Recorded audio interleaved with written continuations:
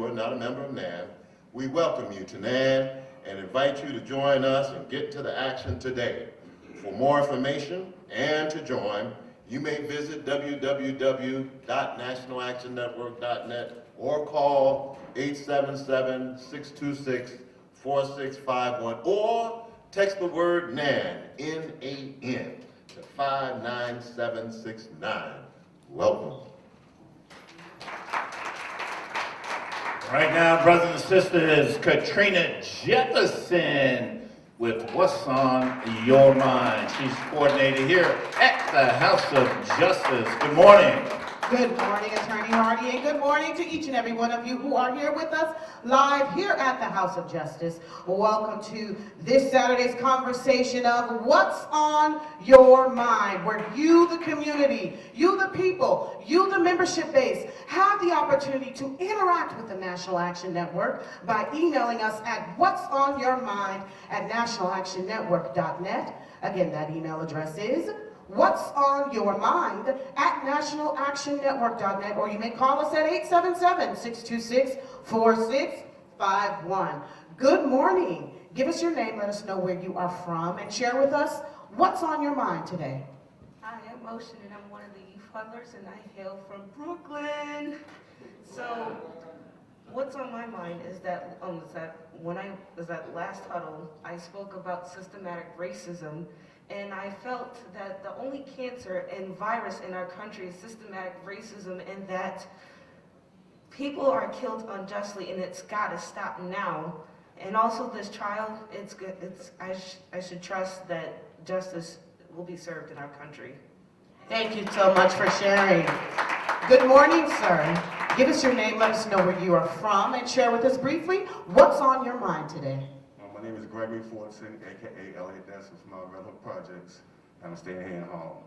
What's on my mind is our kids' future. A lot of these stores is making like about $5,000 a day. The supermarket's probably making $100,000 a day, and our kids ain't getting nothing. We look out for their kids, they don't look out for ours. So we ask for two people to work in stores, regular stores, 4 people to work in supermarkets. $15 an hour, probably run up to about $500 a week. That's $2,000 a month. So if they hire 2 people, that's $4,000. Okay, so if they don't want to hire us, donate to a cause for our kids' future. $1,000 a month. I think that's good money. Yes, that is, and thank you so much for sharing that with us today. And I've got 2 emails coming in before we close out the segment. Dear Mr. Sharpton, never had the need to write you, but I do today. I felt we as a country could breathe again after January 20th, 2021, but seeing the Republicans legislating these vile laws to limit voting makes me anxious. So I pray you and Stacey Abrams can consolidate a millions activists across the depressing, oppressing laws. You're going to need all hands on deck on election period. I suggest buses, cars, vans, church buses, rental buses supplied with water already, umbrellas, maybe homemade cushions to sit on, raincoats, heck, anything to make the line standing bearable. Meet at the local schools, churches, Walmart parking lots, gather and plan, but please fight. May God protect you all. Mother Goats from Overland Park, Kansas. The next comes from Rodney Jones, one of our longtime NAN members. If anyone that watches or listens to the news knows what's been occurring at the southern border, this is not a new issue, but thanks to the Republicans, they have taken up immigration as their rallying cry. Excuse me, but where were you when President of the United States, Trump, was separating children from their parents? Not a peep from Republicans on the issue. Now that Biden is as President of the United States, there's a crisis at the border. Give me a break, hypocrites. And the last comes from our very own Reverend Al Sharpton from yesterday morning's Good Friday, his inspirational message on his Instagram page. Good Friday means, yes, you may be crucified in your life in whatever level of suffering you've had to go through. You may be vilified by family, friends, or in your professional life, but you can rise. You must rise. The only thing between you and you rising above your pain, your crucifixion, your bad experiences, your mistakes, the only thing standing in the way in your rising is your lack of believing in your own resurrection. and knowing that Christ's resurrection was to show you the way to yours. And that concludes this weekend's conversation of What's on Your Mind. Keep in mind, everything that you heard here are the thoughts and the viewpoints of the community and do not reflect those of the National Action Network directly. And we encourage you to engage with us 24 hours a day by emailing us at whatsonyourmind@nationalactionnetwork.net. Again, that email address is whatsonyourmind@nationalactionnetwork.net, or you may call us at 877-626-4651. Back to you, Attorney Harvey. All right, thank you for that. What's on your mind with Sister Katrina Jefferson, our coordinator at the House of Justice right now. Brothers and sisters, it is Saturday, and our musical director is in place, Tyrone Richardson. Splendor of the King, clothed in majesty, let all the earth rejoice, let all the earth rejoice. He wraps himself in light,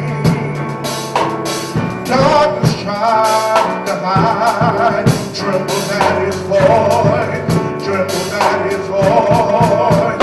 How great is our God, sing with me, how great is our God, oh sing how great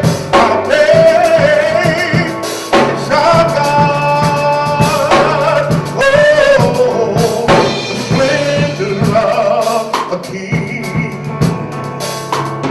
clothed in majesty, let all the earth rejoice, let all the earth rejoice. He wraps himself in light, darkness tries to hide, trembles at his voice, trembles at his voice. How great is our God, sing with me, how great is our God, oh sing how great is our God. Oh, the name above all names, and you're worthy of praise, and my heart will sing how great is our God. Then sings my soul, my Savior God, to thee. How great thou art, how great thou art. Then sings my soul, Lord, my Savior God, to thee. How great thou art, how great thou art, Lord, the name above all names, and you're worthy of all praise, and my heart will sing how great is our God.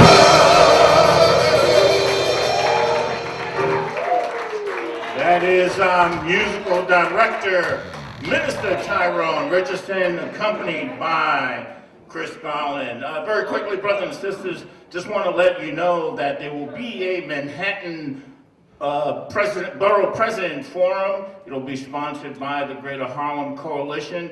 Myself and McGee Hickey will be the co-hosts for the forum, and that'll be on April 7th at 7 p.m. You can go to the Greater Harlem Coalition to sign up for the Manhattan Borough President Forum and participate. Should be a good forum. It's an important race here in the borough of Manhattan. Right now, brothers and sisters, it's National Social Work Month, and Giovanna Mark, Senior Crisis Liaison Committee here at National Action Network, will come with some special guests.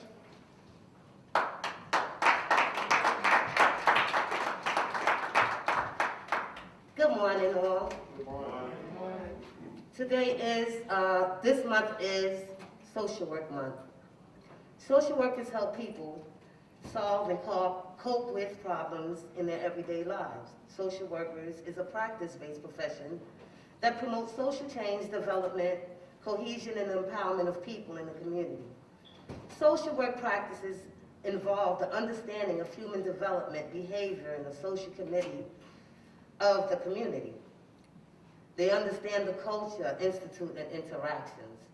And today it is my honor to honor two of our very own New York City social workers. First being Lashonda, Marcel Moore. Lashonda.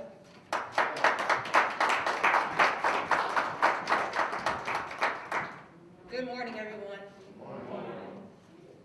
I would like to thank the National Action Network for having me here today. It's truly an honor. So I was 17 years old when I decided to become a social worker. Everyone around me tried to sway me in different directions. I was told that I would work long hours and be paid very little. None of this mattered to me because my goal is to help people in life. One thing I've learned is that we are all one poor circumstance away from poverty, illness, or incarceration. The probability may be higher for some, but no one is immune. Social workers are the caring professionals on both sides of that poor circumstance, supporting individuals regardless of the outcome. When the pandemic began last year, I felt more than prepared to support my community. Working for a representative like Senator Kevin Parker has challenged me in ways I could never imagine. He always requires me to assist any and everyone who contacts the office. Who, what, when, and why does not matter. My job is to help. Over time, I have managed to get an understanding of a little of everything. So it wasn't difficult for me to process dozens of unemployment cases, arrange funerals, advocate on behalf of residents living in other states, help find missing people, or find food for seniors. The money and resources are not always around to assist me in my job, but I use the tools around me and work with the clients to find alternatives to their problems. My parents came to America in the 80s from Suriname. At the time, there was no food, jobs, or anything available because the country was under civil war. When my parents came to this country, there were people who helped them, and I wanted to be that change for somebody else. So no matter where I go in life, how many degrees I get, I make sure that I stop and help anybody who needs the help. I don't care what they've done in their life, where their current position is, and how much money they make. The gratification I get from being a social worker cannot be bought. So I'm happy with my career choice and hope that more qualified individuals will join the profession despite the many negatives that come along with the job. Thank you, everybody, for having me today. We want to thank our own Lashonda Marcel Moore.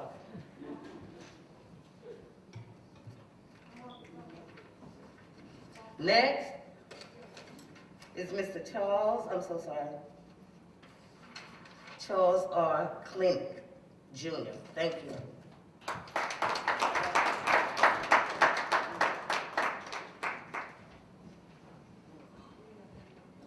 Good morning, everyone. Good morning. A lot of times, people would ask, what made me become a social worker? And the cliche to this answer is, because I wanted to help people. But overall, I wanted to affect positive change within the lives of people and within the structure of our community. My experience thus far as a social worker has been to encompass the 6 core values of the social work profession, which are service, social justice, dignity and worth of a person, importance of human relationships, integrity, and competence. People always ask me, what is your biggest reward in this field? And I realize that this question is often predicated upon the belief that social workers do not make a lot of money, as my colleague back behind me said. And defining what is a lot of money is subjective to each individual, right? The biggest reward is knowing that I played a role in helping someone change the course of his or her life. For instance, I was working with a family in August, and the case was very intense. The youth was involved in a gang. He was barely logging on to virtual classes. He was being physically and verbally aggressive towards his parents and his family, and he was practically smoking marijuana every day. After working with the family and the youth for about 7 months, the youth made a dramatic shift in his life. He was no longer involved in the gang. He started respecting his mother and families more. He was logging into school. His grades had improved, and he began to reduce his marijuana use. So apparently, the work that I have been doing was effective.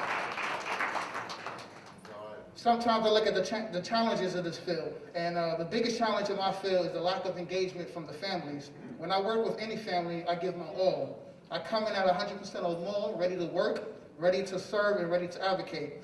And to witness the lack of engagement from the families is definitely a challenge. Another challenge I realized is being a black man in a profession that's dominated by women. I had a family who was very hesitant to allow her daughter to work with me for whatever reasons. And the mother preferred to have a female therapist. And I'm still working with them to this day. She gave me a chance, and I'm about to close out the case with them.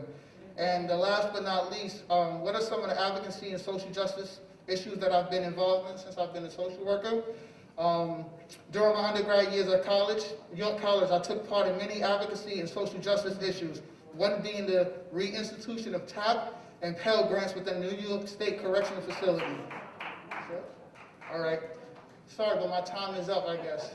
So thank you very much for having me. Thank you very much, both Lashonda, Marcel Moore, and Charles. An old man was walking on the beach one morning after a storm. In the distance, he could see someone moving like a dancer. As he came closer, he saw that it was a young woman picking up starfish and gently throwing them back into the ocean. Young lady, why are you throwing starfish back into the ocean? The sun is up and the tides is going out, and if I don't throw them back into the ocean, they will die. But young lady, do you not realize that there are many miles of beaches and thousands of starfish? You cannot possibly make a difference. The young woman listened politely, then bent over and picked up another starfish and threw it into the sea. It made a difference for that one. And that's how we all feel here at the National Action Network about Social Workers Month. Thank you. All right, thank you for that. Right now, brothers and sisters, cannabis legislation in New York State and the impact on black and brown communities. Reuben R. McDaniel III, President and CEO of DASNY, will come and talk to us about it. Good morning, thank you very much. I appreciate it. Great to see you all this morning. I'm president of DASNY. We are a state agency. You might not know us, but we've done things like we manage the Harlem Hospital, we manage the construction of City College, working on the new NUL office building. And so we're very significant in the economic development here. As the cannabis legislation passed, there's a significant component of community reinvestment. And I think it's important that all of us understand that 40% of the taxes from the cannabis industry will be reinvested into the communities disproportionately affected by the marijuana laws. Okay. We've identified 10 zones. 7 of those zones are within walking distance where we're standing right now. How much is 40%? Over the next 10 years, that should be $750 to $1 billion. $750 million to $1 billion of community reinvestment into our communities. So it's important that we have a voice as to how those investments are made, that they are true economic development investments. They're not just replacements for money that's already being spent. And I want to be helpful in understanding the community voices. So we'll hold several community meetings, so pay attention to those. We'll make sure that everybody's involved and coordinated. It really is a great opportunity for us as a community to take advantage of the economics of the cannabis industry and making our community better and stronger. Look forward to working with you all. Great to be here. Take care. Good to see you. Thank you. All right now, brothers and sisters, Anthony Dolce and Dr. Tawanda Guilford, members of the New York City chapter, will come to speak to you about stopping false police reporting. Let's welcome them. Good morning, Nan family.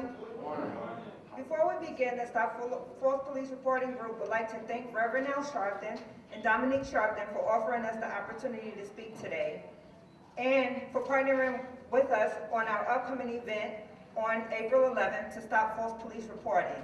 My name is Dr. Tawana Guilford, and this is Anthony Dulcie, and we are the co-founders of the Stop False Police Reporting Group.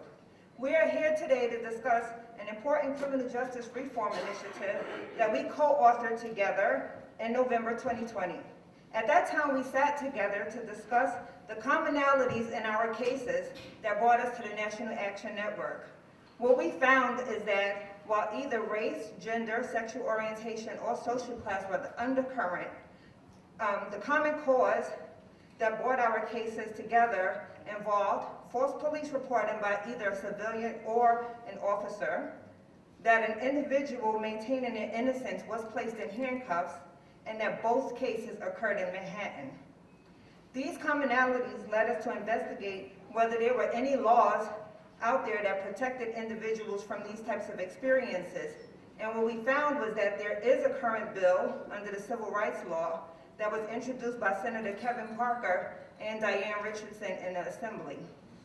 This Senate bill, number 8492, is entitled 911 False Reporting Bill, and it states, any person who intentionally selects a person or property for harm or causes damage to the property of another or causes physical injury or death to another or summons a police officer or peace officer without reason to suspect a violation, criminal conduct, or an imminent threat to a person or property because of a belief or perception regarding a race, color, national origin, ancestry, gender, religion, religious practice, age, disability, or sexual orientation of a person shall be liable in a civil action or proceeding maintained by such an individual or group of individuals for injunctive relief, damages, or any other appropriate relief in law or equity.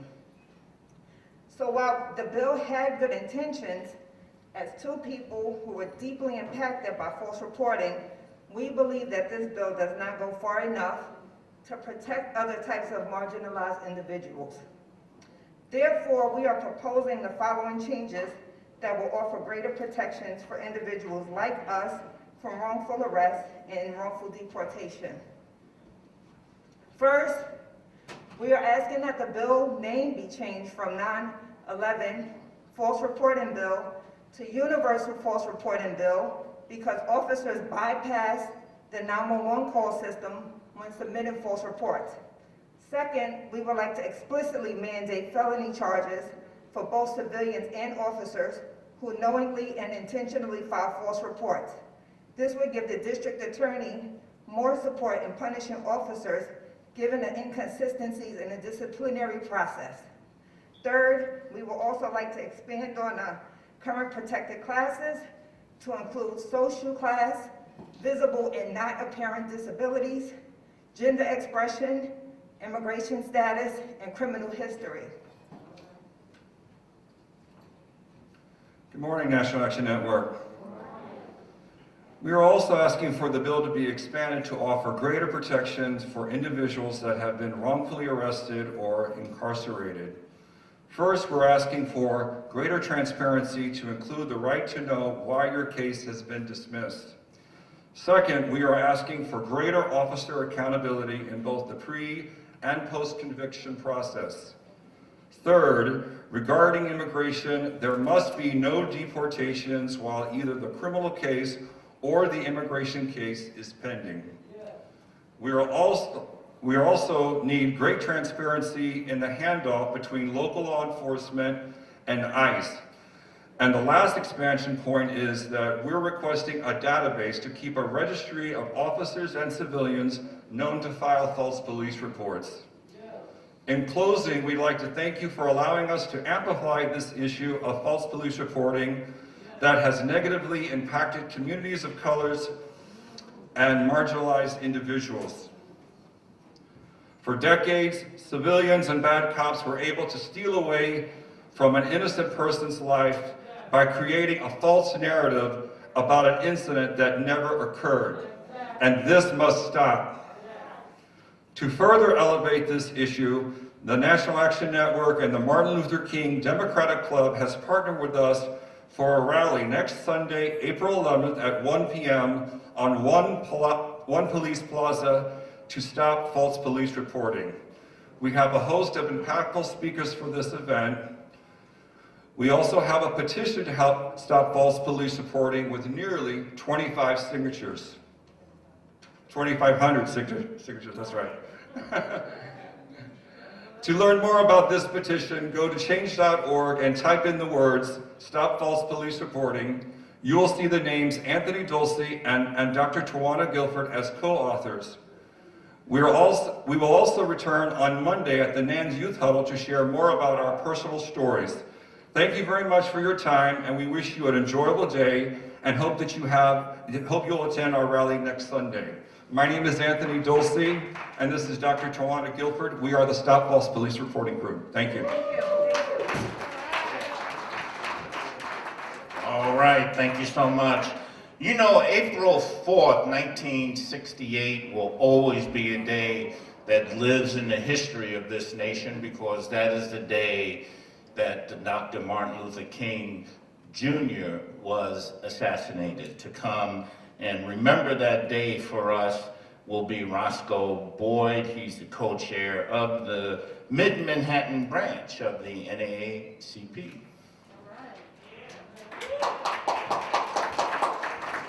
Good morning. I am the co-chair of the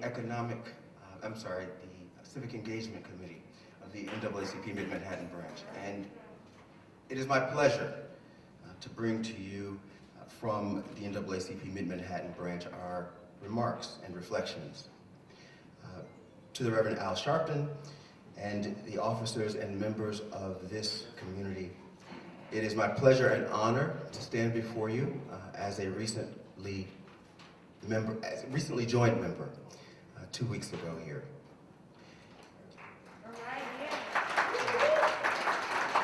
It's also my pleasure to bring these remarks on behalf of our president, Jeff Eden, who could not be with us today, and so I am standing in his stead. As today is the anniversary of Dr. Martin Luther King Jr.'s assassination in Memphis, Tennessee in 1968, it is a day that we can reflect on how the legacy organizations of the civil rights movement have worked to advance his dream.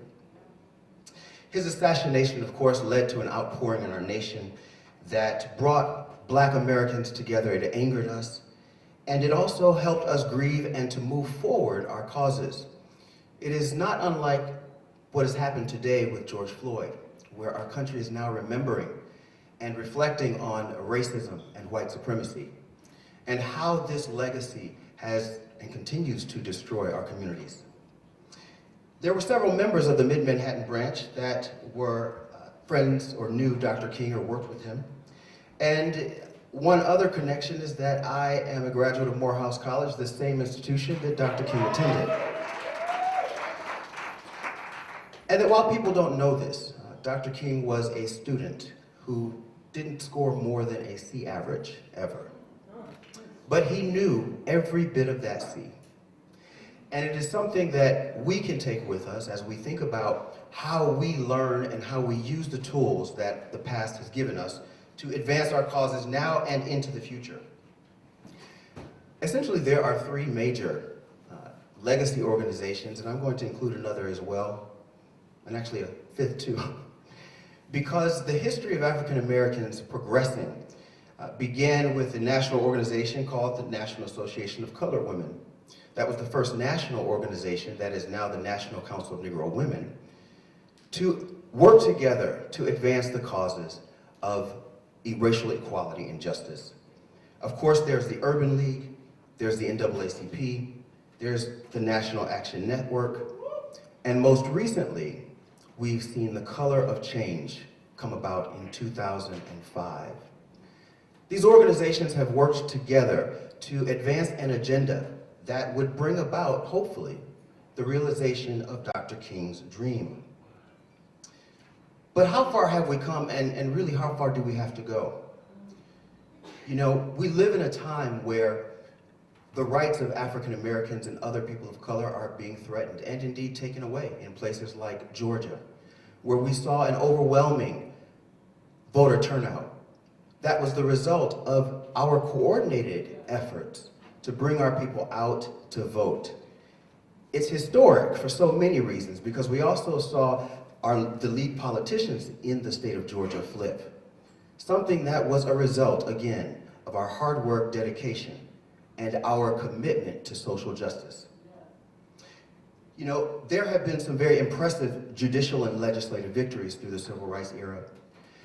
But I want you to also be aware that at the same time that we were making progress, we saw statues of the Confederacy being erected across the South that reminded us of the brutality of white supremacy. It was in direct opposition and in response to the fact that African Americans were beginning to realize a power that we had always sought in this country. You know, today we're facing some bigger hurdles and challenges. As we look at our newly elected leader, we are seeing how our legacy organizations may have been excluded, or at least kept at bay, in the process of choosing and consulting with us on who would actually be in the cabinet and who would serve in this government. But that's because of organizations like labor unions, environmental groups, and think tanks that have wedged in and carved out pieces of the pie for their own advocacy work. Doesn't make them any better or worse than us, but it does say that we need to continue to focus on how we can continue to have a seat at the table and ensure that the work that we have done in the past and the work that we do today continues to move forward in the future. Inequality still remains a huge challenge for African Americans and most people of color.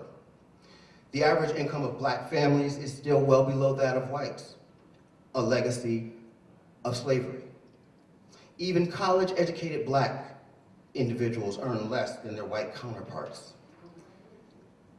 Think about that. We go to school to learn to become better. And in the process, we are denied the opportunity to have the same kind of economic growth and success. There's something wrong with that.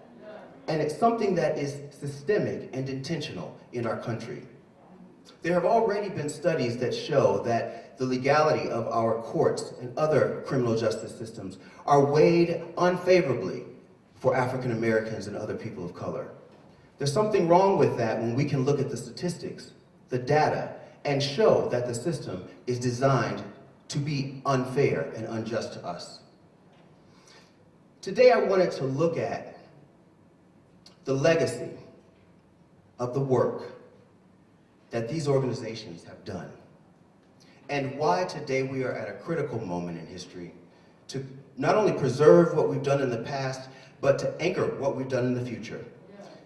We worked together to elect a president who demonstrates a commitment to diversity, inclusion, and advancing the securing of civil rights for all people. We have worked to become better organized and engaged in the processes that are bringing us into the 21st century. The pandemic showed all of us that if we are to survive, we must use technology. Whether we like it or not, virtual environments are places where we have to gather, and we must become comfortable with that as we move forward.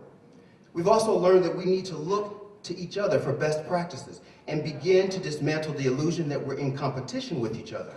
Because as African Americans, it is a part of a much broader picture to turn us against each other that we have to overcome. Racism is not gone. In Georgia, they have a Senate that just overturned important voting rights for all people. We need to look carefully at what's happening in Georgia and think about it and how it could affect us across the nation, because there is an attempt to undermine our rights and civil liberties. We have done so much great work. It is time for us to continue to do this great work and to realize that our power of the past is still with us now, and we can make the change that we wish to see in the world. Thank you so much. And thank you for that remembrance of the late and great Dr. Martin Luther King Jr. Right now, brothers and sisters, he is no stranger to the House of Justice. He represents the 14th Council District in the Boogie Down Bronx. He is with us today for a very special announcement, and that is the Honorable Fernando Cabrera. Thank you so much, and good morning, Nan family. It's an honor to be here today. I remember in 1989, I had the honor for the very first time to meet Reverend Al Charney. I was only in my 20s back then, and it was actually in a flea market, and since then, I had the opportunity to watch him into action. I had the opportunity to be when he gave powerful speech.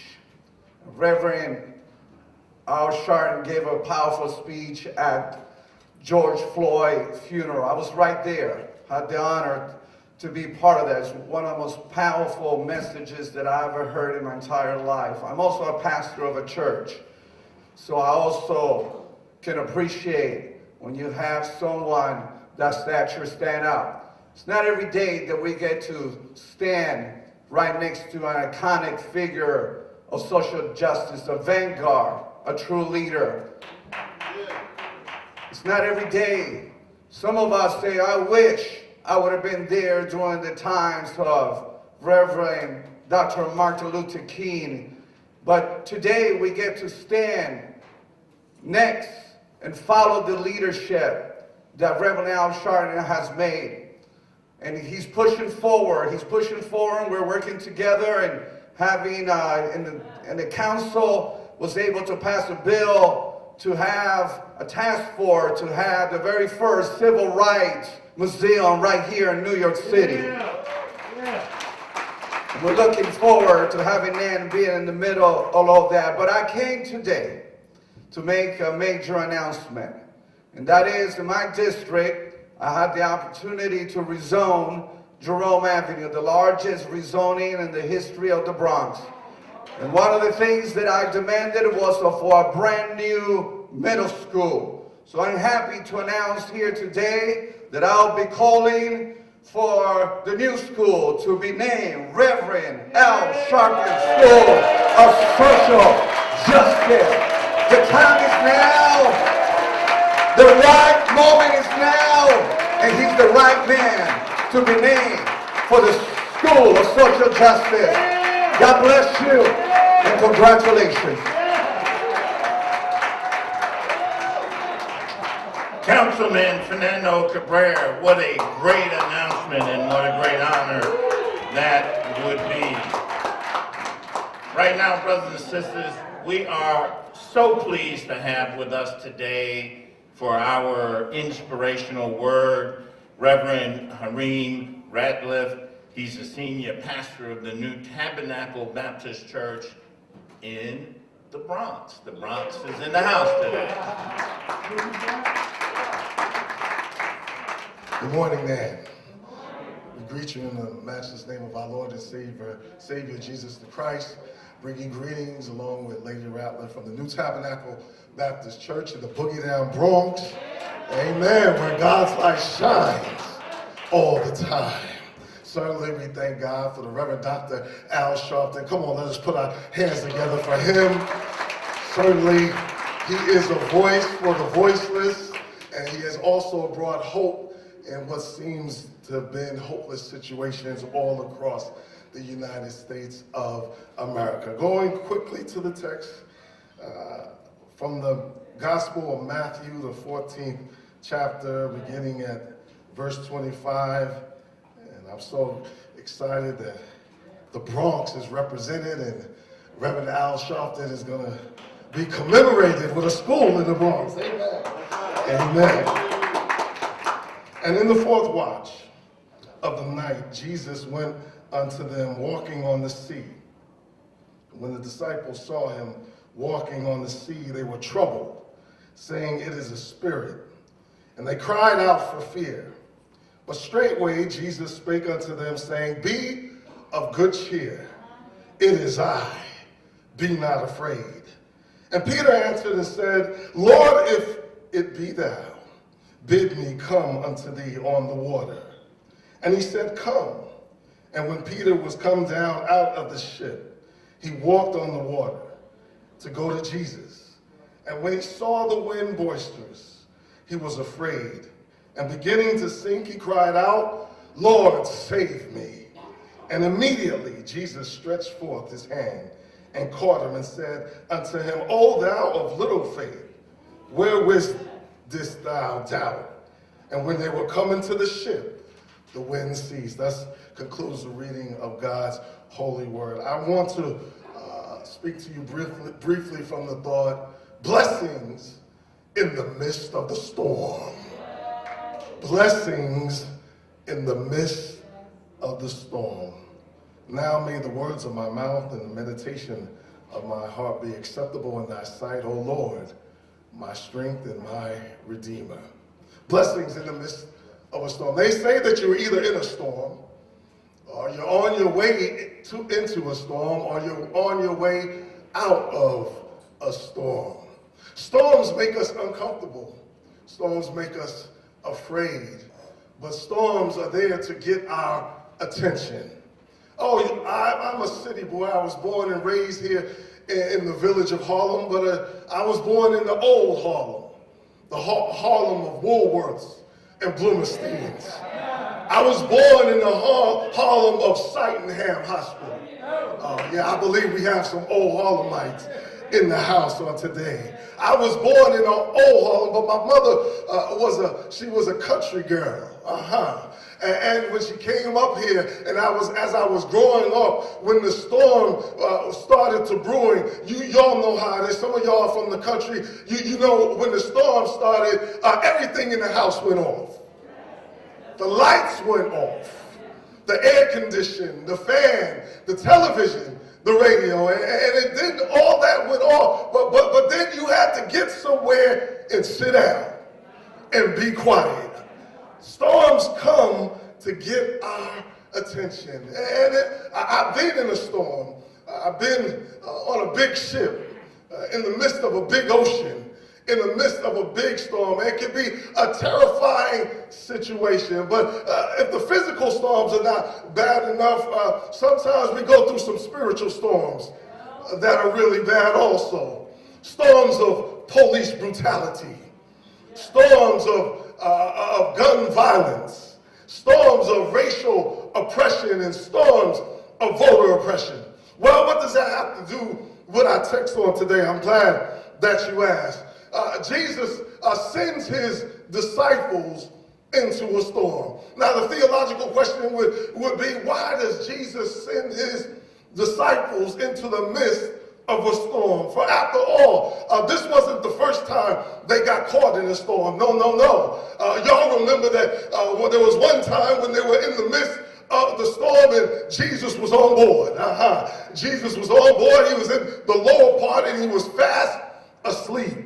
And the disciples, they were fighting against the wind and the waves and what have you. And somebody remembered that Jesus was on board down in the lower part asleep. It's good to be in a storm when Jesus is on board, y'all. It's good to be in a storm when Jesus is on board. Why don't you tell your neighbor, Jesus is on board. He was on board, so they woke him up and said, Master, don't you care that we perish? Don't you care that we perish? And he looked at him and he said, O ye of little faith. Sometimes the storm comes just to test our faith. How are you going to react to the storm? And the Bible says he rebuked the wind and he rebuked the waves. And he said, O ye of little faith. And they looked and they said, what manner of man is this, that the wind and the sea obey? But this was not the case. Jesus has sent his disciples in the midst of the storm. And the first blessing in the text is that the disciples were together. It's good to be in a storm, not by yourself, but with others on board. You see, when iron sharpens iron, it's good to be in a storm when others are on board because we can encourage one another. In a storm, I can pray and you can sing. You can sing and I can pray. It's good to be in a storm together. And I'm here to let you know we're in this storm together. My eyes may be slanted, my skin may be fair, but we are in this storm together. That's the first blessing. But Jesus looks from the mountain mountaintop, and he sees his disciples struggling in the storm, and he decides that he's going to meet them on the waters. He decides that he's going to walk on top of the water. The second blessing is that Jesus can meet you in the midst of your storm. Even if he's not on board, Jesus can meet you in the midst of your storm. Ain't no mountain high enough.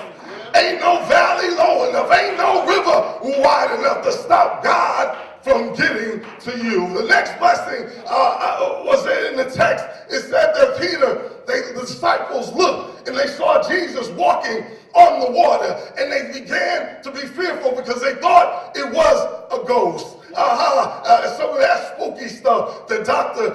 Sharpton talks about on Saturday. They thought they were seeing ghosts. Then he said, be not afraid, but be of good cheer. It is I. And Peter did something that would sound crazy to us. He said, if it be you, bid me to walk out on the water. He was the only disciple that was willing to get out of a boat. And I'm here to let you know the other blessing in the storm is sometimes God is calling you out of the boat. I don't know who you are in here now, but sometimes God will call you out the boat in the midst of the storm. Why does he call him out the boat? Because he wants him to walk on the water. He wants him to walk on the sea. God will have you walk on your storm. The thing that was supposed to kill you, the thing that was supposed to drown you, to kill you, you are walking on. Some of you last year might have been hooked to respirators. Some of you last year, the doctors came in the room and they shook their heads and said, there's nothing we can do. But God allowed you to get up out of that bed and get up out of that hospital and start walking. I stopped by to encourage you today that God is going to allow you to walk on your storm. The things that should have killed you, that scandal that should have killed you, God is going to allow you to walk on it. Look at your neighbor and tell him, walk on it, baby.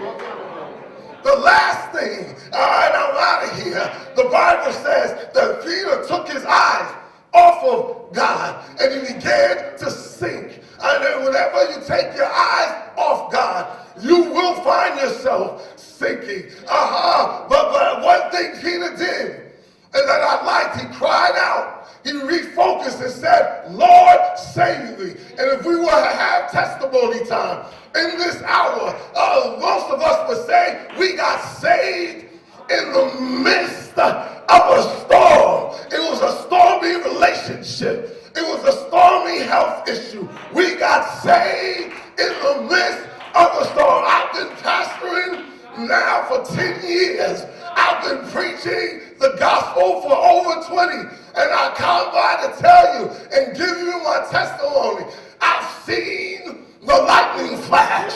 And I've heard the thunder roll. I felt the rangers dashing, trying to conquer my soul. But I heard a voice from heaven telling me to fight on. He promised never to leave me, never to leave me alone. No, never alone. No, never alone. He promised never to leave me, never to leave me alone. Blessings in the midst of your storm.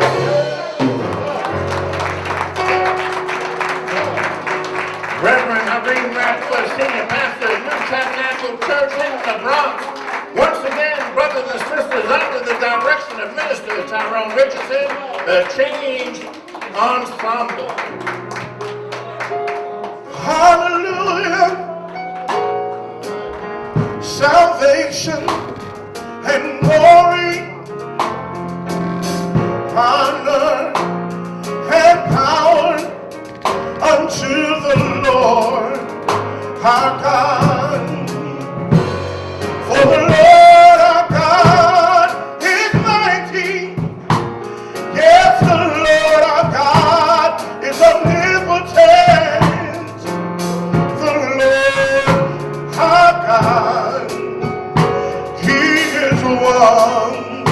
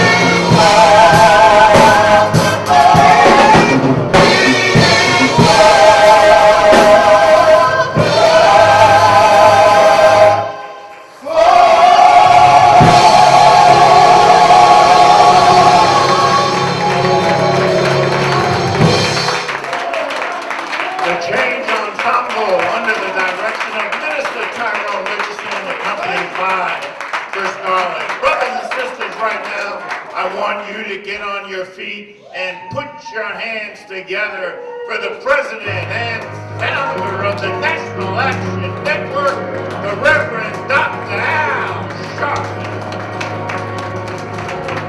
No justice.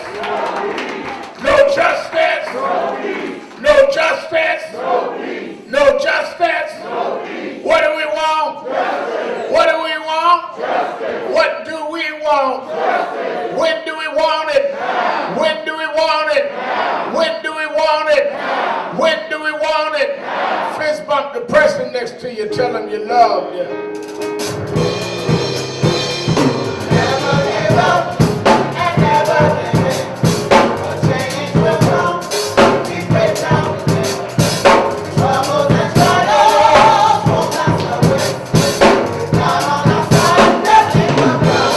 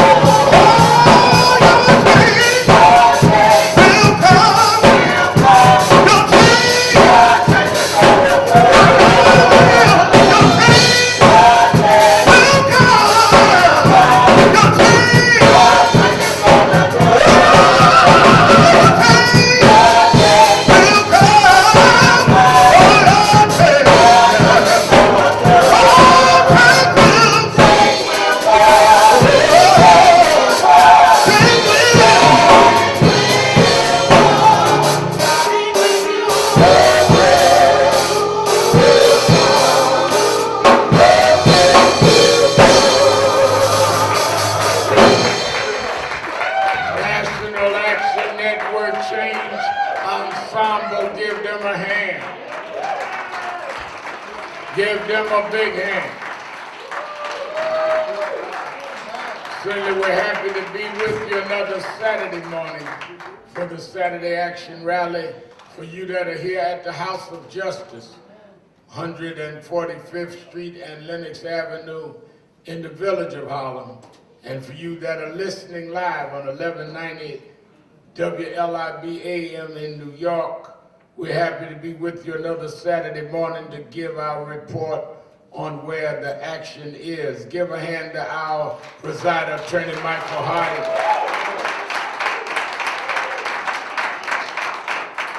and our musical director, Minister Tyrone Richardson.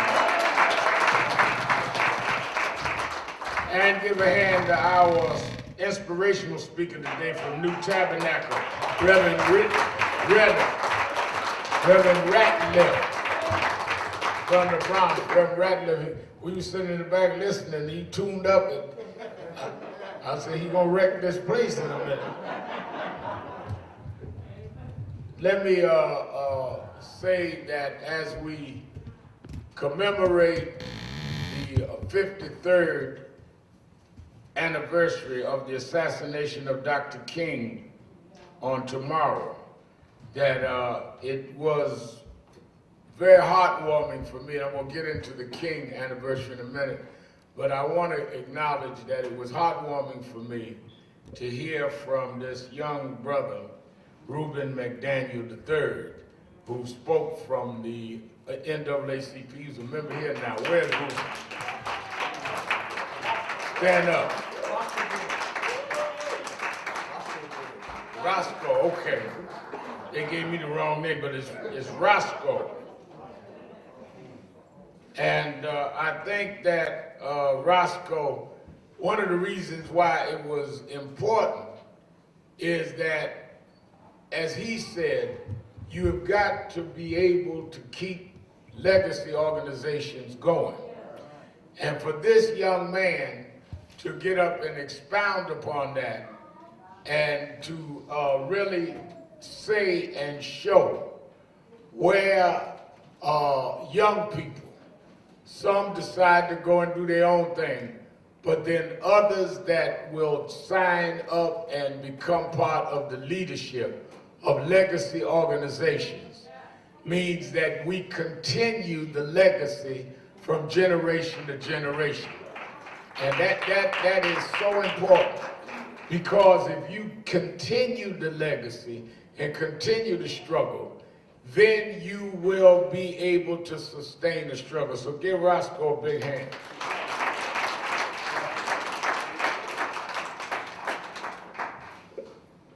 Now, I also want to acknowledge that in that struggle, you learn from those ahead of you. You know, in the church world, we have the people that form new churches, and then we have what we call traditional churches. And some that innovate new are good, some that are traditional is good, but there's something about people that stand the test of time that we should not take for granted. That's why when we started National Action Network 30 years ago in March, and our anniversary is in March, we have our national convention on the 14th. Let's welcome watching us all over the world, our Impact Television audience.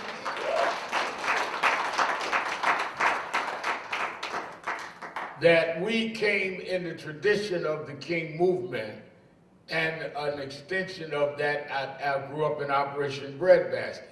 I always want to be clear, we were legacy. As he laid out the NAACP's legacy, Urban League, National Council of Negro Women.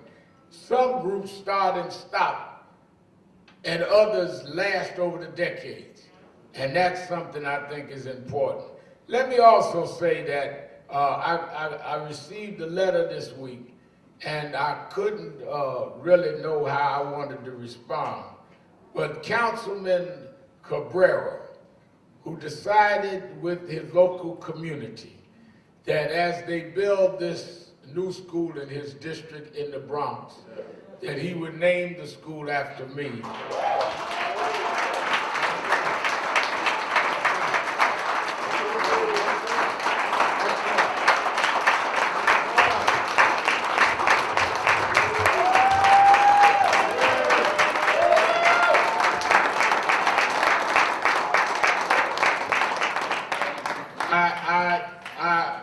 I told him, I said, well, I don't even know how to begin to respond. Because most folks have to die to get something named after them. And then the two things that I want to say, one, I'm not dead. And second, that it is interesting to me that he has done and stood up, and no black elected official stood up and did that. But he told me, he said, Reverend, I met you when I was in my 20s at a flea market. He said, and I watched that when Latinos and blacks suffered, you were there. I went to jail 90 days for Vieques. And you know, if you do your work, Roscoe, if you do your work, then the rocks will cry out. You don't know who's going to stand up for you. So I want to thank him so that one day my grandson can go to the Reverend Al Shelton. Give him a big hand.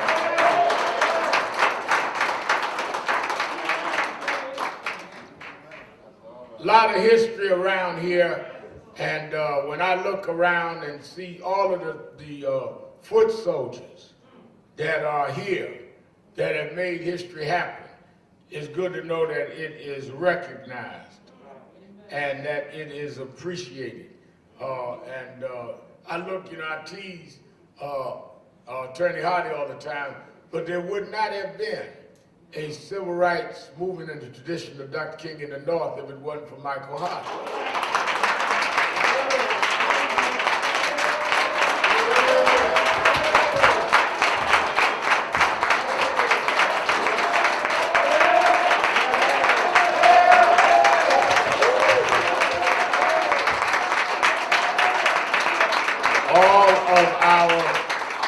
All of our legal strategies and our putting things into effect, he was the one that kept it going. You got to have people out front, and you have to have people that make the trains move and run, and he's done that.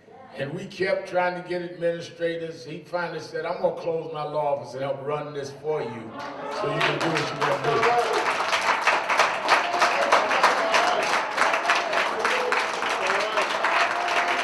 And we need to appreciate those that fight. There would not be the amount of businesses in our community if it wasn't for Lloyd Williams and the Harlem Chamber of Commerce.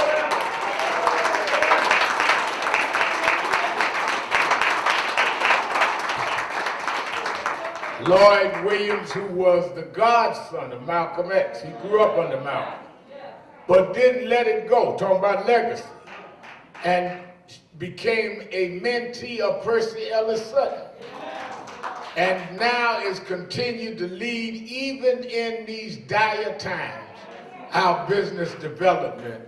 And that is why I respect people like that have paid the price over decades. And I know 90-day wonders, but people over decades, like Hardy, like Lloyd Williams, we should not take them for granted.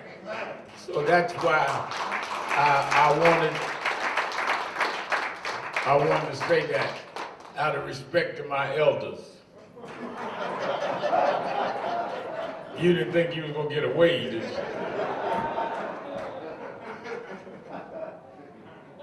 Let me say, as we deal with the 53rd anniversary tomorrow of Dr. King's assassination, tonight on my Politics Nation MSNBC show, I'm gonna have Martin Luther King III on to talk about how he feels 53 years after where we are.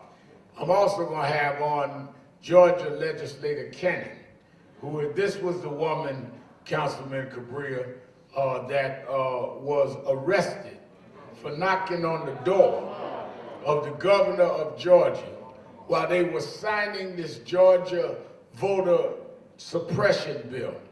All white men in the room under a portrait of a plantation. And she knocked on the door and they arrested her, dragged her through the Georgia State House. She's elected to be in the House. Arrested her. She'll be on the show with me tonight, as well as the HUD secretary, former congresswoman, she's not a secretary of HUD, Marcia Floyd will be on with me tonight. And in fact, I'm going to talk to HUD secretary about the Bronx, since we got a school up there now. And I didn't mention that Cabrera, because we're non-political here, so I didn't bring up he's also running for borough president of Bronx. I didn't even bring that up. So anybody asks you, did I say he was running for Bronx borough president, say I did not say. I didn't bring up he's running for Bronx borough president, because we don't get into all of that.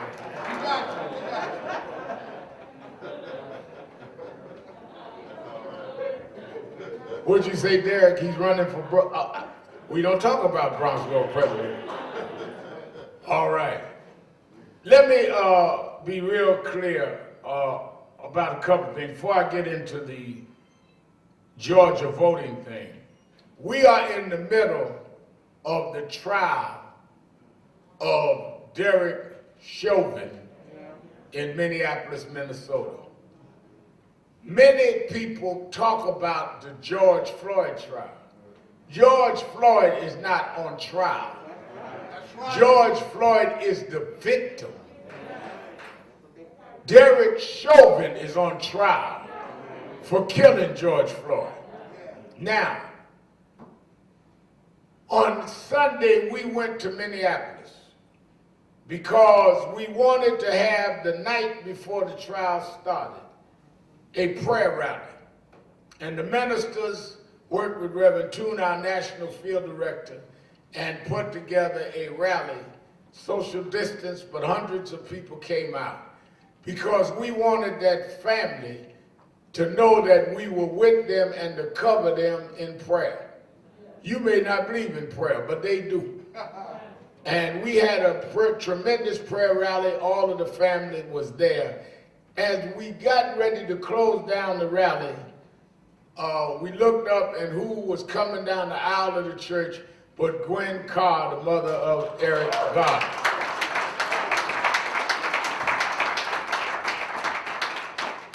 And Gwen Carr and Minister Floyd, who comes out of Nan, flew out there on their own to be with the family during this week. Let me tell you, the next day when we went to the courthouse, one of the things that I think people don't understand is that we look at this as an issue.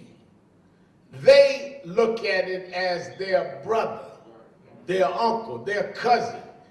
And as the way the trial is set up, there's one seat in the courtroom due to COVID protocol. There's one seat in the courtroom that they allow a family member from the Floyds, and there's one that they allow a member from the former officer Chauvin. So you had Philonis, the brother of George, on the first day in the courtroom, and you had the father of Officer Chauvin. Then they give a family room that they let only a select group of about 20 of the family of Floyd in a side room. And the family had me in as their minister.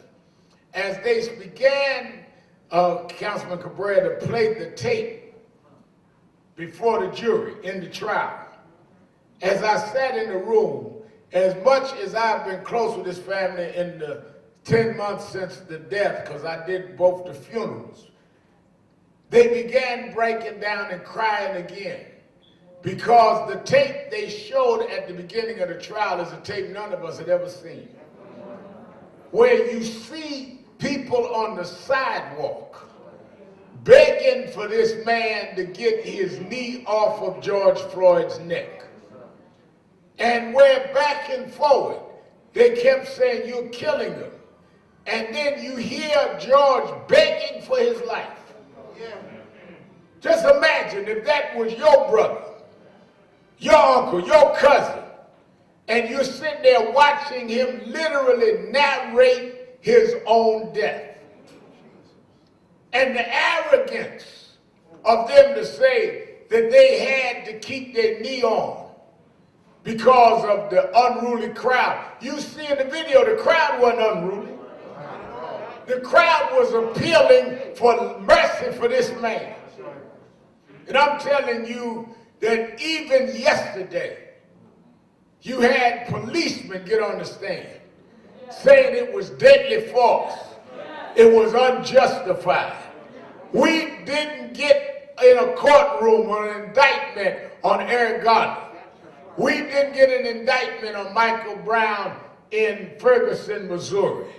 But we got an indictment and a trial with George Floyd, and we're going to stand with that family and get justice for policing in this country.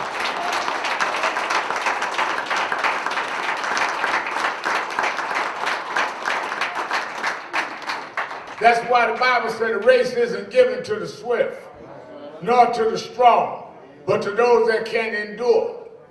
30 years ago, 1991, there was a tape of Rodney King being beaten by police in L.A. They moved the trial, Lord, out of L.A. to Simi Valley and acquitted those cops. But we kept marching and brought the feds in. Then, as I said, we had Sean Bell acquitted, Eric Garner. You keep going. Many people give up. But I want to be there the day that they come with the verdict and begin to start turning around police brutality. I don't don't believe God brought us this far to leave us now. And this is not anti-police. This is anti-bad police. That's why it's a good thing that policemen got on the stand and testified against Chauvin. So all of them talk about we don't like cops, we hate cops. How do you explain now the supervisor got on the stand and said this is wrong? Now, what becomes interesting, I want y'all to get this at home real carefully. Chauvin is charged with murder 3, murder 2, and manslaughter. Now, murder 3 means that you intended to do harm to someone and that it may have led to death. You didn't intend to kill, but you intended to do harm. That's all you got to prove there. Murder 2 is that you did harm, whether you intended or not, and it caused death. Doesn't need to prove intent. Same with manslaughter. So all of these that are running around have not read the charges. That they don't have to prove he was sitting somewhere plotting this. If he caused the death by his action, which is clearly on videotape, that is enough for them to convict him of one of the 3 charges. All of them carry time in jail. Now, it will send a message. People keep asking me, how are we going to stop police from doing this?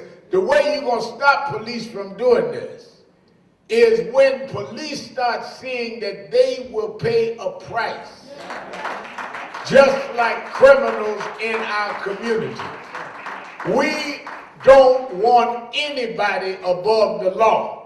If you break the law, whether you in blue jeans or blue uniform, you must be held accountable. What gives cops a bad name is not protesters, it's bad cops. So we're going to stand with the Floyd family. Gwen and I going back out there this week. We said we coming every week until this trial is over. Now on April 14th through the 17th will be National Action Network's National Convention here in New York. Because of limited seating, it's going to be virtual. Only certain of our chapter leaders and leadership in New York can attend. And we want you all to know 13 members of the President Biden's cabinet have already confirmed to speak at the convention virtually.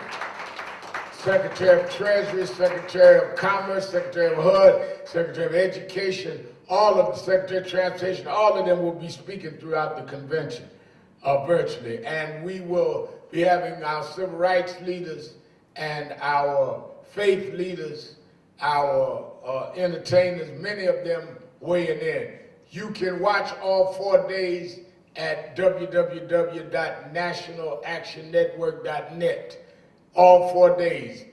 We had about 10,000 people the last convention. We got more than that watching virtually. Don't miss a session. And you can go in the chat room and send in questions, but you should watch this. There's no convention like National Action Network's convention.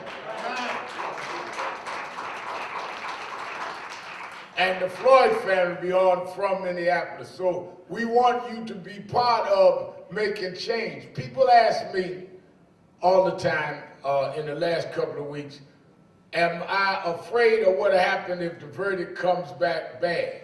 I told them, first of all, I don't predict anything bad. And second of all, we don't condone anything bad. I'm more afraid that if it comes back good, that we go to sleep and not push to get the laws changed. What I don't want to see is that they find him guilty and people think, oh, that's it, and we don't need to get the George Floyd bill passed in the U.S. Senate. We need to keep fighting even if we get the verdict that many of us are praying for. That does not change the law. Now, New York City did something this week that's interesting. They dealt with qualified immunity. Qualified immunity came out of our struggle. Qualified immunity is part of the George Floyd Justice and Policing Act to make it federal. That means that a policeman now can personally be sued. There's a difference. If you leave at home in the morning and your wife said, now be careful how you treat folk. Don't pull your gun so quick because we could lose the house and the car. Lawsuits in the past, the city or the county pays off. Now in New York, and we want nationally, where police become liable for their actions. That's part of the George Floyd bill. Now, we've got two bills we've got to get passed. The George Floyd Justice in Policing Act and the John Lewis Voting Act.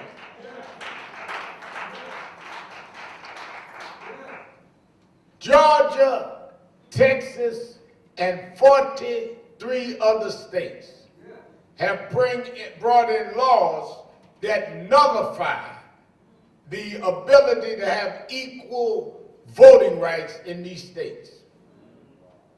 They even went as far in Georgia as saying that it is against the law for you to bring people water or food on the line if they line up to vote for hours. Made it a criminal act. Now, because of that, people started protesting. Reverend Marcel, who heads our Atlanta office down there of National Action Network, and others start protesting, supporting our Bishop AME Reginald Jackson, who we know well and has worked with us down through the years. They put on such a high protest that they were able, an effective protest, that they were able to get the corporations that had been silent, Coca-Cola, Delta, to now come out and support the protest. And then on yesterday, Major League Baseball announced they will not have the All-Star game in the state of Georgia. If you hit them in the pocket, it will make them understand. I salute Major League Baseball for that decision. Give them a big hand.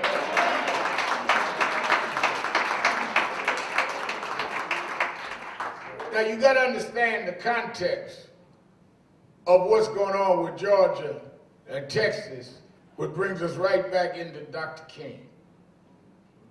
History is, when you go to 1863, Emancipation Proclamation, Lincoln signs slaves in the slave states are free. They had freed them to fight in the Civil War. Had they not fought in the Civil War, the Union would have probably lost the war. The Confederates would have won. Jefferson Davis would have been president, and we would have remained slaves. When 1863 happened and they freed it, it went into the 14th and 15th Amendment. Gave us full citizenship and gave you the right to vote.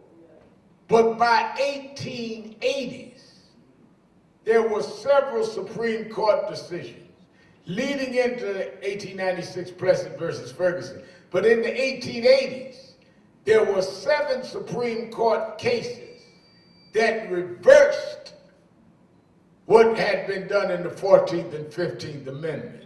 How did they reverse it, Reverend? They reversed it because there was a case of discrimination in a certain state that went all the way up to the Supreme Court, and the Supreme Court decided that the federal government could not enforce laws of discrimination. It would be decided by the state. Am I right, Attorney Hardy? So what they did to undermine the 14th and 15th Amendment was in fact legitimize and legalize states' rights. 1880, states' rights, which meant that, yeah, you got the right here to not discriminate, but if a state says that it's all right to make you sit in the back of the bus, we ain't got nothing to do with that, that's up to the state. If a state says that you got to answer how many jelly beans in a jar to vote, well, it's up to the state. So what they really did was go back into confederacy by giving states rights from the constitutional decisions in the 1880s.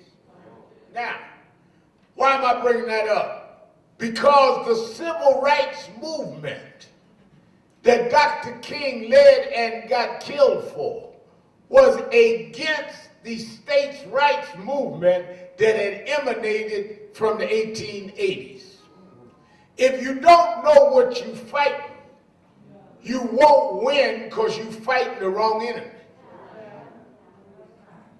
States' rights was the tool they used to undermine us. So in 54, when Brown versus the Board of Education, Reverend Gray, my cousin Reverend Gray here from Far Rockaway, he the one to do all this research for me. When it went to the Supreme Court, it was to overrule that states were saying separate was equal. 1954.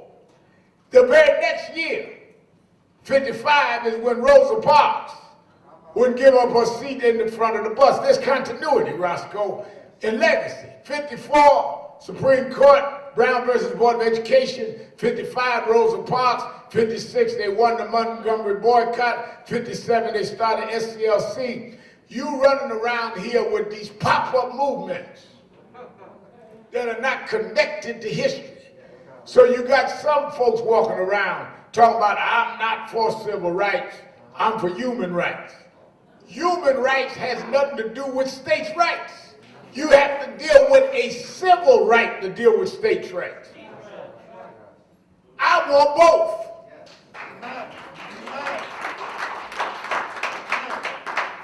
You ain't got to choose between human rights and civil rights. You're born a human. You should get all your human rights. But if you're not born here, you're not a citizen. You don't have civil rights. Somebody landed at JFK Airport right now. They got their human rights. They don't have no civil rights. We were born here or been here long enough to be citizens. We want our civil rights and our human rights.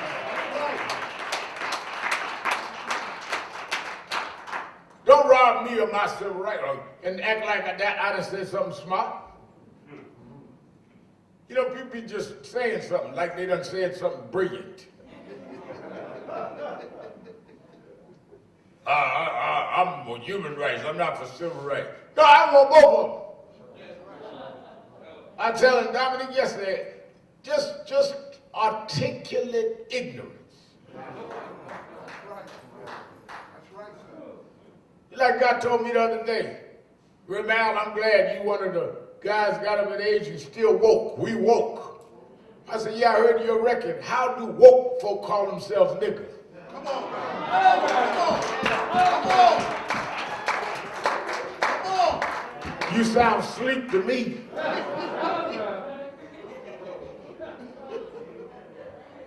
I mean, if you woke, how you call yourself an N-word? How you call your mama a B? You ain't woke enough yet. I want a rapper to make a song. Woke folk don't call themselves the N-word. Woke folk don't allow themselves to be called the N-word. Woke folk don't get entertained snatching weaves out of folks' head on television, calling that black culture. That's right. That's right.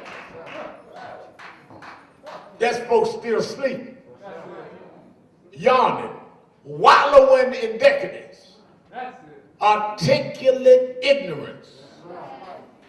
You know, you can make ignorance sound good. Because a lot of us just go by the rhythm of the speech and don't listen to the words. I told y'all a few weeks ago, Councilman Cabrera, you know, he a preacher too. I never forget a preacher was preaching in Chicago. I was there. And he was going and just had the audience going to town, and Reverend Radcliffe, you know, how you could just run out. And he was in his hoop. And Jesus and Lord said, and everybody was with him. And he ran out of what to say. So rather than sit down, he just starts saying, and I went shopping. I went to Montgomery Ward, first floor, men's suits, second floor, lingerie, third floor, and the people up there, yeah, because they ain't listening to nothing. They in the rhythm, articulate ignorant. Don't be hollering at me. Say something to me. And some of y'all just get caught up in the ignorance. Yeah. Rather than stop and say, wait a minute now, what are you saying? So what Dr. King had to do was deal with the states' rights. Alabama had transportation laws. Under those laws, Rosa Parks was arrested for disobeying the state law of not sitting in the back of the bus. They boycotted, just like they boycott in Georgia now about the election laws. They boycotted, said it was better to walk in dignity than ride in shame. And for 360 some odd days, they walked in Montgomery. You can't even take yourself off social media, let alone walk to work. You can't get off of Facebook calling yourself an activist. And these people walked for a year, through the spring, through the summer, and through the winter. They kept walking. And they broke the back of Alabama and changed the state law. But Dr. King said, that ain't enough. We got to break interstate travel. And young students, Roscoe, called the Freedom Riders, started riding between the states. Some were beaten, some were arrested, some were killed. And from 56 to 64, they kept fighting. And finally got the Federal Civil Rights Act of 1964.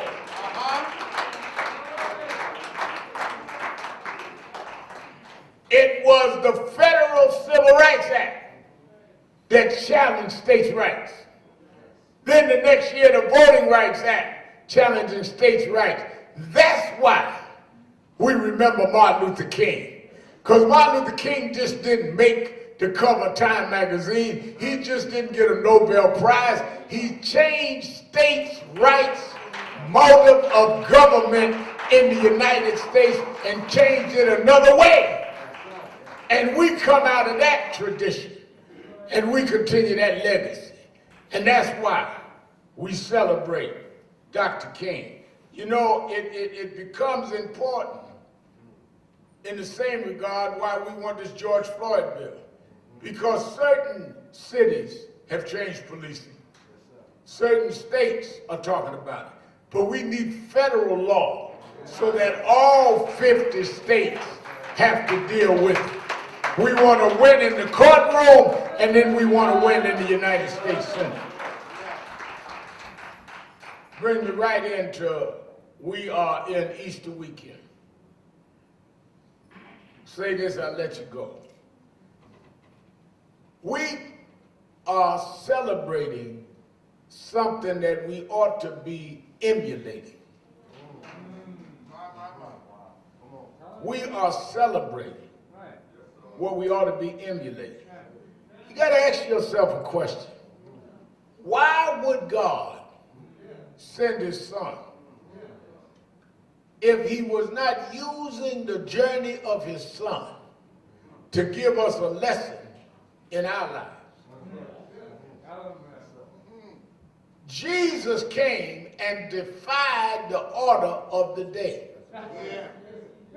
Jesus was not crucified.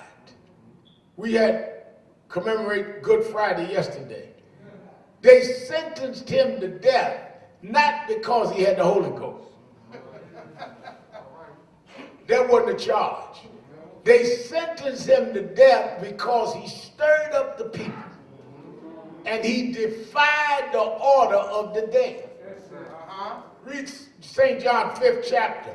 When Jesus told a man laying by the well of Bethesda, laying by the pool of Bethesda for 37 years to pick up his bed and walk. And when the man walked, I'm in the book now.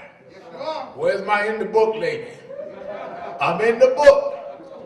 St. John 5th chapter. When the man picked up his bed and walked, being healed, the Bible said they mocked him and said that he has broke the law because he's carrying his bed on the Sabbath.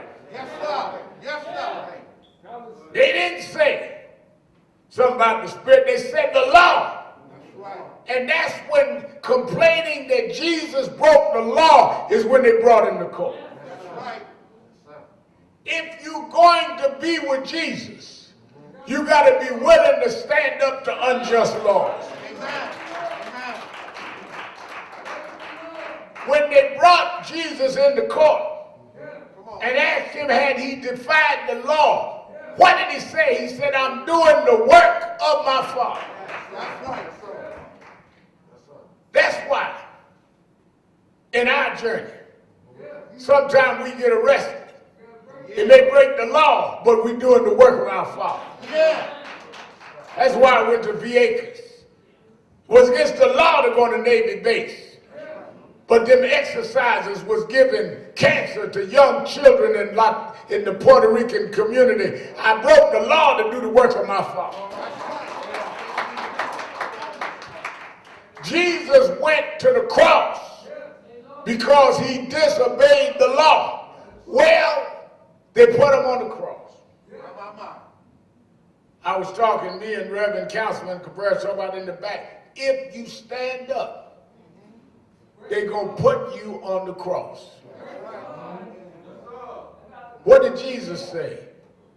If you won't follow me, pick up your cross. Meaning you're going to have to bear a cross if you follow me. Too many of us wear a cross and don't want to bear a cross.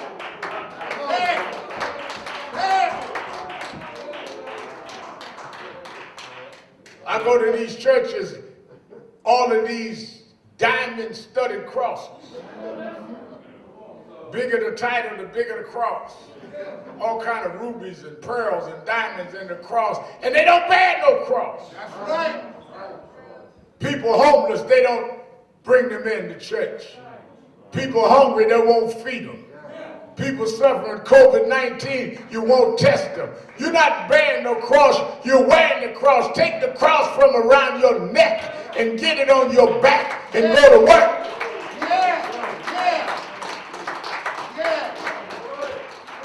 If you gonna follow Jesus, you gotta bear a cross. And you're gonna be brought down to your lowest denominator, even Jesus on the cross.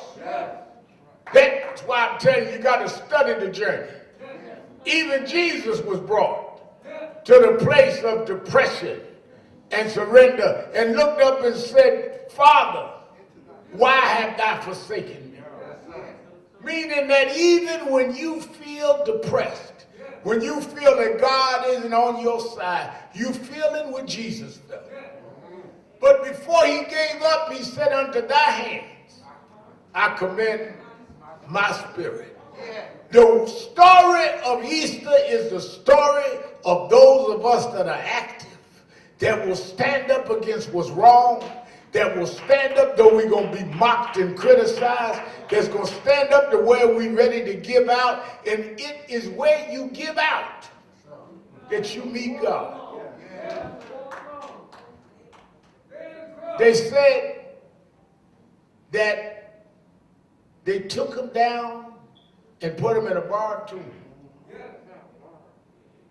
They didn't even have, he's the Son of God. 12 disciples, they didn't even have a tomb for them. They had to borrow Joseph's tomb, laid him in a tomb for 3 long days. But early Sunday morning, tomorrow morning, is when Mary and them went to the tomb, because they kept going, saying, is he going to rise? And when they got there, the slab he was laying on was empty. And it reminds me, Hardy, of times in all of our lives where God delivered us, and folk would come to look for you and you ain't there no more. They wonder how I went from being this to being that, because I believe in a God of a resurrection. I grew up on welfare, but I'm not on the welfare line no more. I got up from there. I grew up with food stamps, but now I can pay for my food. I got up and rose up. Don't you hang out in the tomb. Make the tomb be where you gird up your strength. And when they come looking for you, they're going to have to say, he is risen like he said.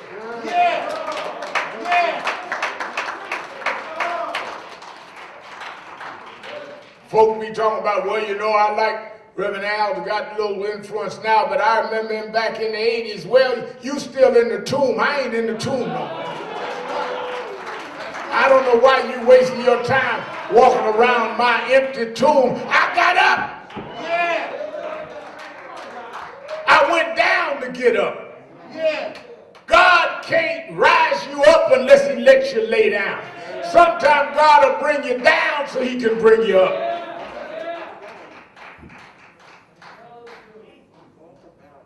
You want Easter, but you don't want to go through Good Friday.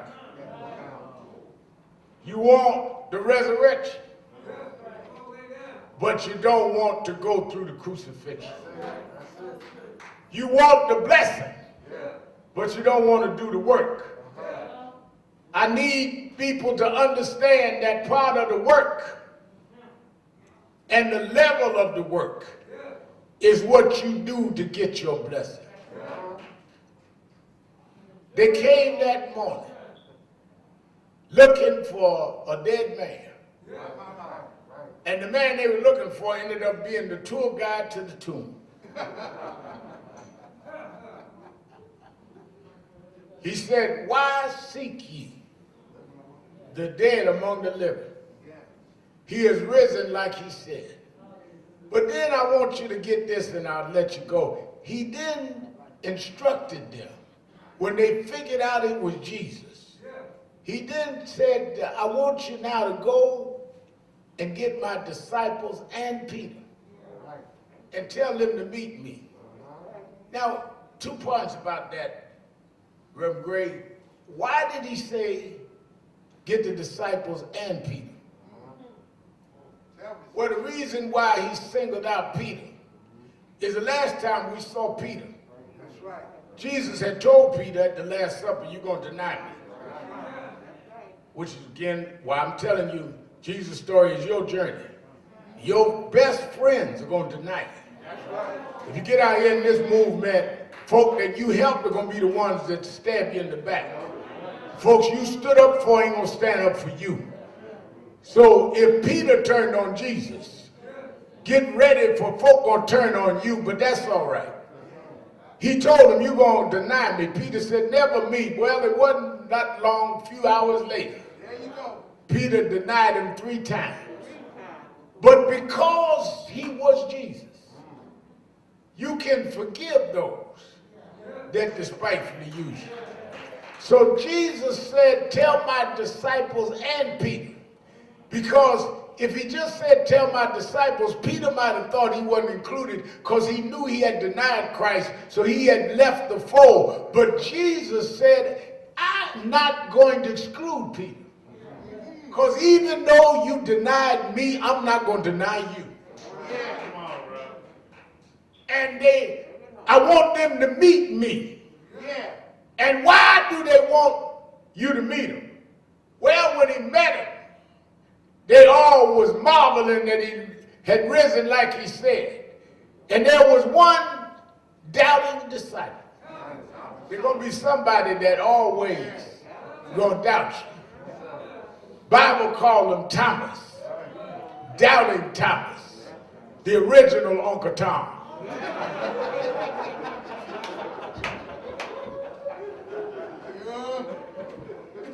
In the shopted version of the Bible, it was Uncle Doubting Tom.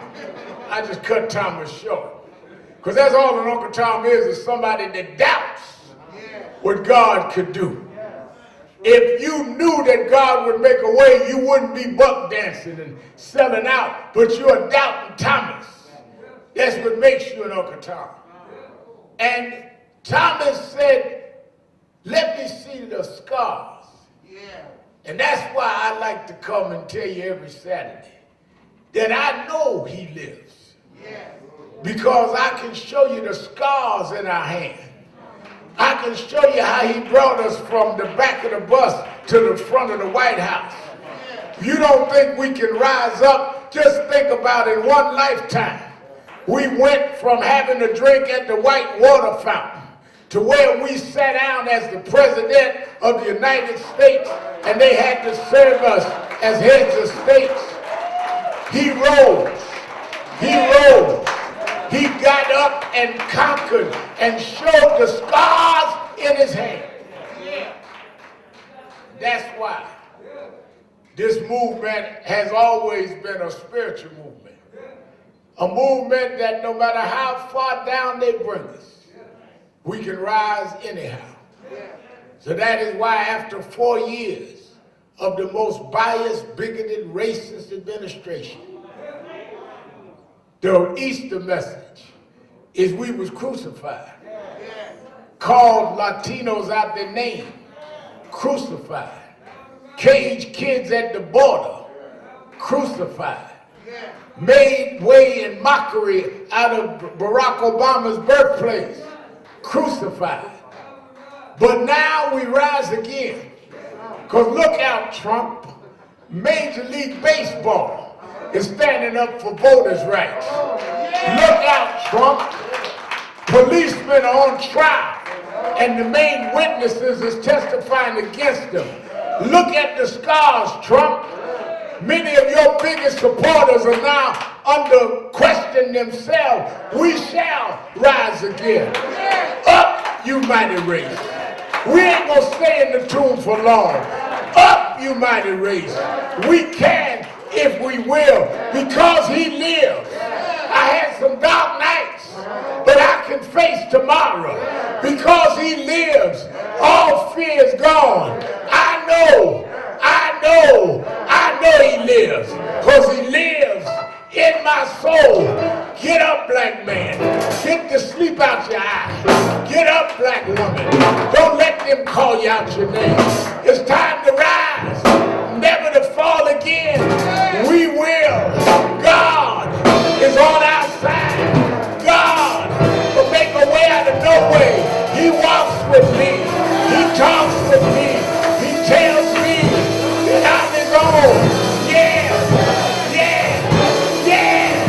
Because he lives. God sent his son. They called him Jesus. He came to love, heal and forgive. He bled and died to buy my pardon. An empty grave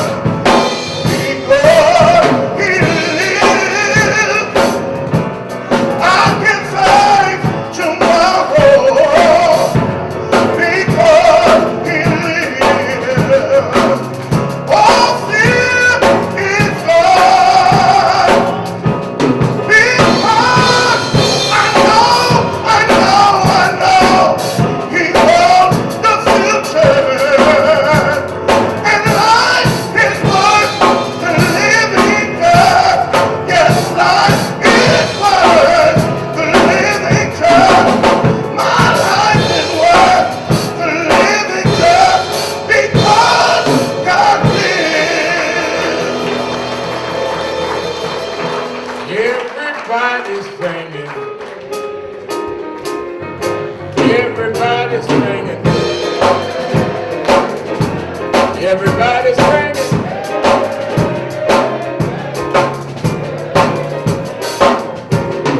Sing it like you mean it. Sing it like you mean it. Sing it like you mean it.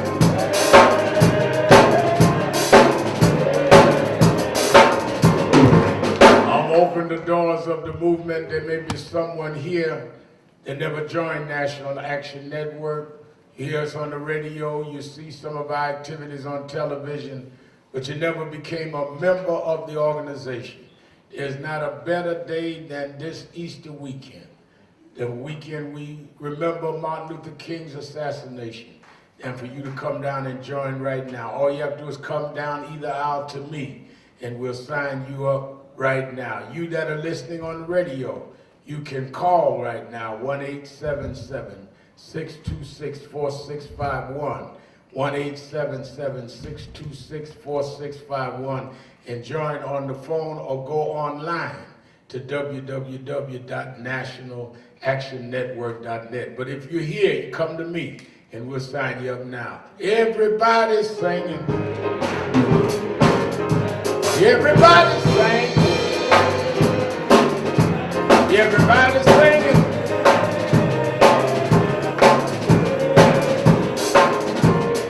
Sing it like you mean it. Sing it like you mean it. Sing it like you mean it.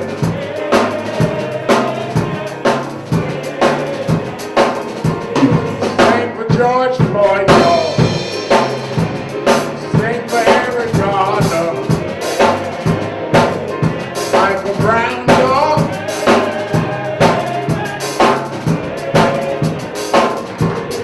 One last time, y'all. Everybody sing. Everybody singing.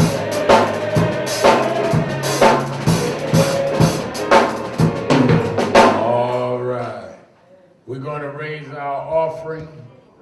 You that again on Radio Land, if you want to give, you can go online and give at 1-877 at online, www.nationalactionnetwork.net, www.nationalactionnetwork.net, or call at 1-877-626-4651, 1-877-626-4651. All right. We're going to take our offering.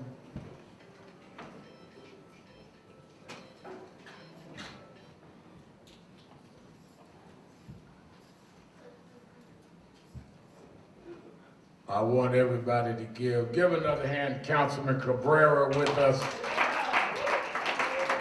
His announcement. I know he can't stay all day, but we're going to let him slip out there. He stayed for the rally and made his announcement. We're grateful. And we're grateful to have him with us and his staff. I'm trying to see us on his staff member's mask says Fernando Cabrera for Bronx Borough President. Oh, I was just trying to read. I didn't. Okay. Thank you all for coming. All right, we're going to raise our offering. Yeah. I just couldn't see, I had my glasses on, I just see good. All right, give him a hand as he leaves. I want everybody to give. It would be a shame that we did not raise a good offering this morning. Many of you every year buy a new Easter outfit. Because of COVID, you can't go showing off your Easter outfit, so give me your Easter outfit money. Just go online, virtually watch your service in your t-shirt and your shorts, and give me your outfit money. Because you know, in the black church, custom is that we have a fashion show on Easter Sunday. Folk be coming to church we ain't seen since last Easter. Then we got some CME members, Christmas, Mother's Day, and Easter.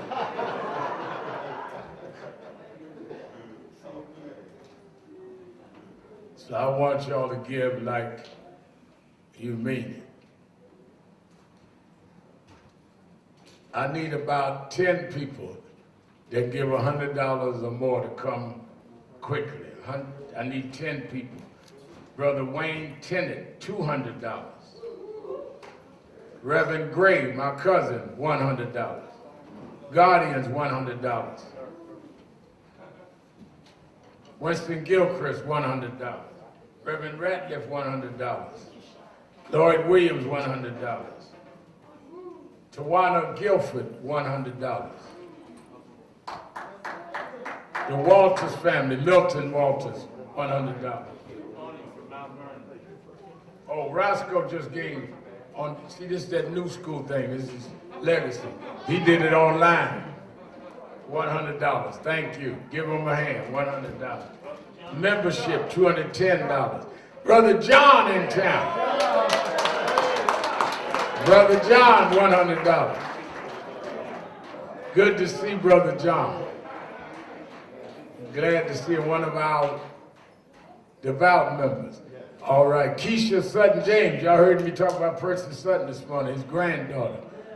And she's running the campaign for Alvin Braggs. And he was here last week and been here, but Keisha Sutton James, $100. Peaches gave $100. All right, $50, $50, $50.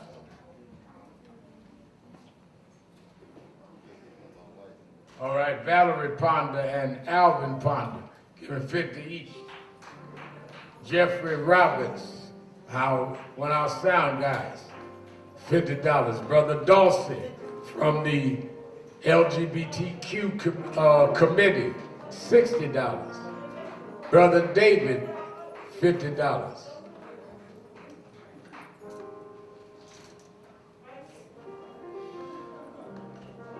All right, Minister Carolyn coming, $50, one of our faithful workers.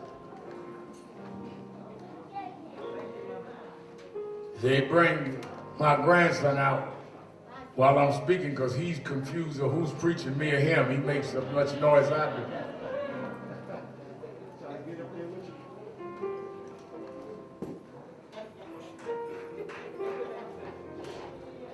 Sister Kia, $60.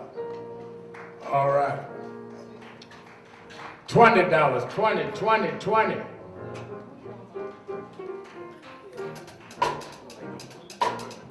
$20.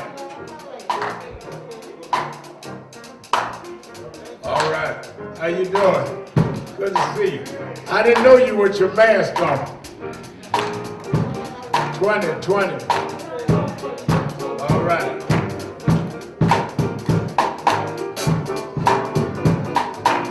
Now everybody, $1, $5, $10, whatever you got. Reverend Dawson.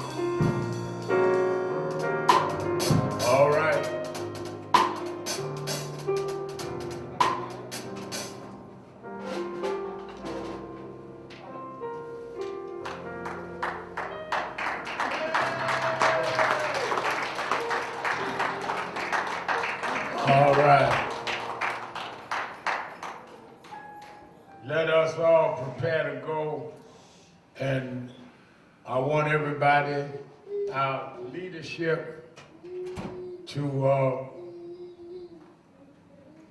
work with Katrina and the staff, those that are in leadership positions and active leadership positions would be notified about the convention.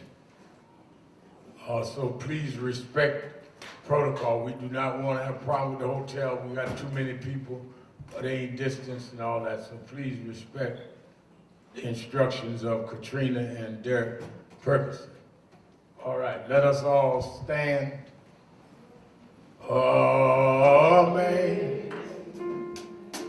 Amazing grace, how sweet the sound that saved a wretch like me.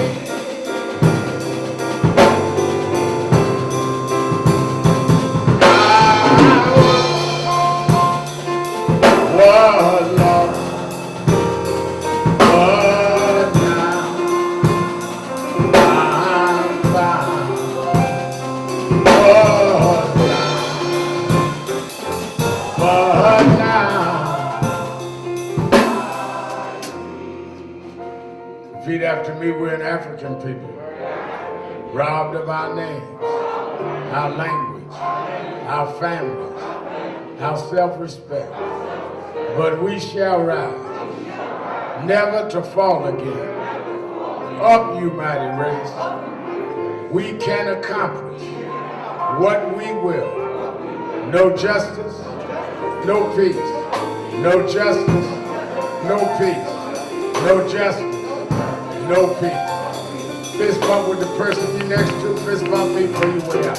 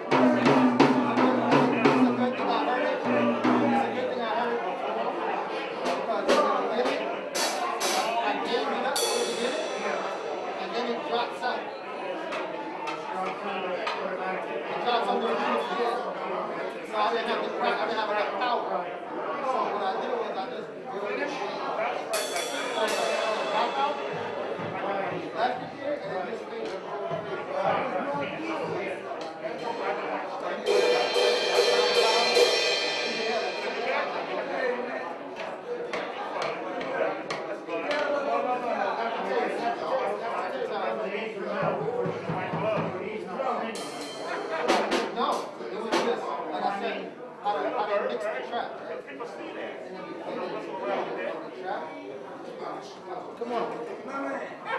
Ready, set, go.